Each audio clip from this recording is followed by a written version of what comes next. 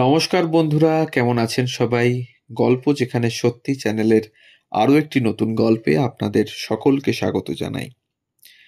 আমাদের চ্যানেলে নতুন হলে অবশ্যই আমাদের চ্যানেলটিকে সাবস্ক্রাইব করে পাশে থাকবেন, বেল আইকনটিকে প্রেস করে নেবেন পরবর্তী গল্প খুব তাড়াতাড়ি যাতে আপনাদের কাছে পৌঁছে যেতে পারে তার জন্য। ভালো লাগলে একটু কাছের মানুষদের সাথে শেয়ার করবেন আমাদের গল্পগুলো, আর অবশ্যই কমেন্টের মাধ্যমে জানাবেন আপনার কেমন লাগলো আর কোথা থেকে আপনি দেখছেন। 11ই সেপ্টেম্বর এই দিনটার কথা বললেই প্রাথমিকভাবে অনেকেরই মনে পড়ে যায় 2001 সালের আমেরিকায় সেই ভয়ঙ্কর জঙ্গি হামলার কথা। তবে 132 বছর আগে এই দিনেই আমেরিকার শিকাগো শহরে বিশ্ব ধর্ম সম্মেলনে স্বামী বিবেকানন্দের শিকাগো বক্তৃতা সাড়া ফেলে দিয়েছিল। 1893 সালের 11ই সেপ্টেম্বরে সেই সনাতন হিন্দু ধর্মের কথা তুলে ধরতে সেখানে গিয়ে ধর্মীয় সহিষ্ণুতা ও গ্রহিষ্ণুতার নতুন বার্তা তুলে ধরেছিলেন। আজ থেকে প্রায় 132 বছর আগে এক বাঙালি সন্ন্যাসীর কথা সকলেই সেদিন সাদরে গ্রহণ করেছিলেন।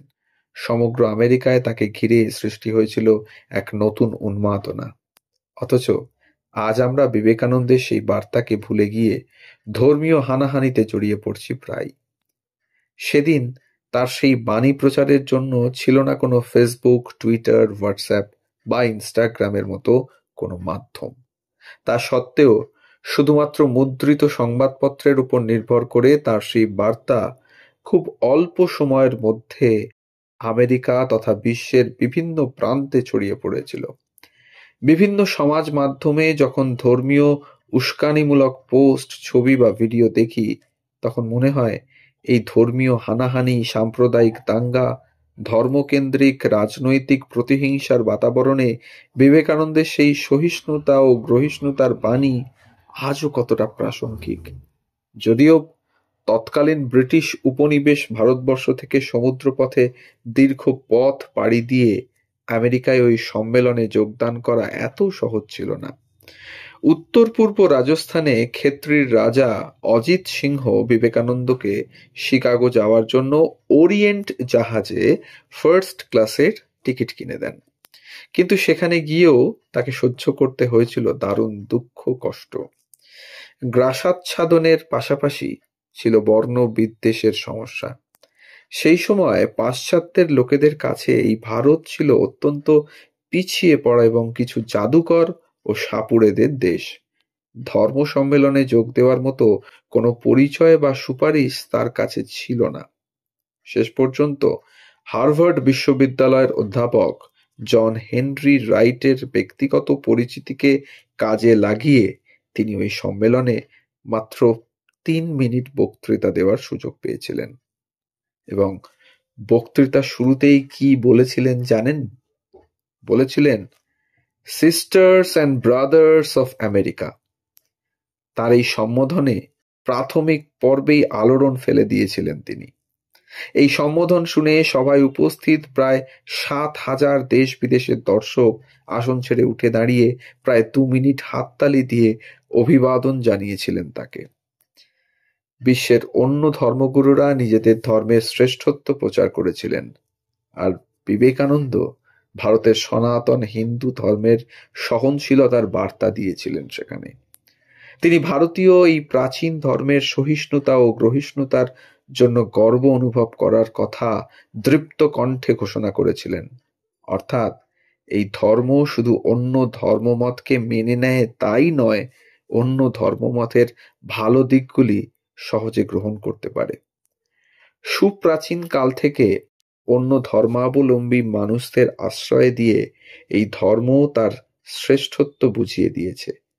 তবে তিনি সনাতন হিন্দু ধর্মের মাহাত্ম্য প্রচারের পাশাপাশি এও বলেন যে বিভিন্ন নদী যেমন নানা পথ ঘুরে শেষে সেই সমুদ্রেই পতিত হয়, তেমনি বিশ্বের বিভিন্ন ধর্মাবলম্বী মানুষেরা বিভিন্ন ধর্মাচরণ করেও সেই একই ঈশ্বরের কাছে পৌঁছয়। সমুদ্র নদীকে কখনো বলে না যে তুমি অমুক পথ দিয়ে এসেছো তাই তোমার জল আমি নেব না। তেমনি ঈশ্বরও কখনো বলেন না যে তুমি অমুক ধর্মাবলম্বী, তাই তুমি আমার আশীর্বাদ থেকে বঞ্চিত। সুতরাং ধর্মীয় গোঁড়ামি, ধর্মীয় উন্মত্ততা, ধর্মীয় শ্রেষ্ঠত্বের বড়াই একেবারেই নিরর্থক। যাই হোক, বিবেকানন্দের সেই বিশ্বজোড়া সাফল্যের কথা শোনার জন্য সেদিন শ্রীরামকৃষ্ণদেব বেঁচে ছিলেন না। তবু তিনি বিদেশ থেকে ফিরে তার সেই গুরুর আদর্শে 1898 সালে বেলুড়ে রামকৃষ্ণ মঠ ও মিশন প্রতিষ্ঠা করেছিলেন। এই প্রতিষ্ঠানের মাধ্যমে তিনি প্রকৃতপক্ষে ধর্মীয় সহিষ্ণুতা ও সেবামূলক আদর্শের কথা সারা বিশ্বে ছড়িয়ে দিতে চেয়েছিলেন। বিভিন্ন কর্মকাণ্ডের মাধ্যমে আজও রামকৃষ্ণ মঠ ও মিশন সারা বিশ্বে সেই একই পথ অনুসরণ করে চলেছে। স্বদেশে ফেরার পরে তিনি খুব বেশি দিন আর বাঁচেননি। 1902 সালে মাত্র 39 বছর বয়সে তার মৃত্যু হয়। গোপালকৃষ্ণ গোখলে, মোহনদাস করমচাঁদ গান্ধী, সুভাষচন্দ্র বসুর আদর্শ ছিলেন স্বামী বিবেকানন্দ। ব্রিটিশ ঔপনিবেশিক শাসনের কঠিন পরিস্থিতিতে বিবেকানন্দ দেশ নায়কদের উদ্বুদ্ধ করেছিলেন। তবে স্বাধীন ভারতের অসহিষ্ণু নাগরিক সমাজ কেন তাকে পাথেয় করে মুক্তির পথ খুঁজে পাবে না? এই প্রশ্ন থাক। আজকের গল্প এটুকুই। স্বামী বিবেকানন্দের শিকাগো যাত্রার গল্প আজকে রইল আপনাদের জন্য। সাথে রইল কিছু গুরুত্বপূর্ণ তথ্য। কোন জাহাজে করে তিনি পাড়ি দিয়েছিলেন শিকাগো, শিকাগোতে বক্তৃতা দেওয়ার জন্য কে তাকে সাহায্য করেছিলেন, এবং সর্বোপরি শিকাগোর বক্তৃতায় তার মূল বক্তব্যটাই বা কী ছিল।